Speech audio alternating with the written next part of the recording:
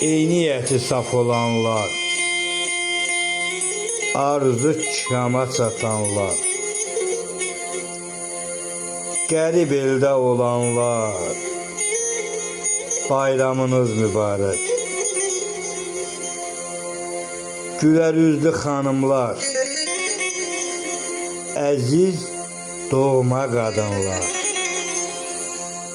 ey qardaşlar, bacılar, bayramınız mübarək.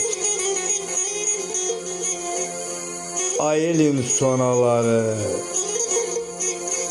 ay elin sonaları, cavanı, qocaları, ay şəhid anaları, bayramınız mübarək. Hər bir evin çırağı, hər bir evin çırağı,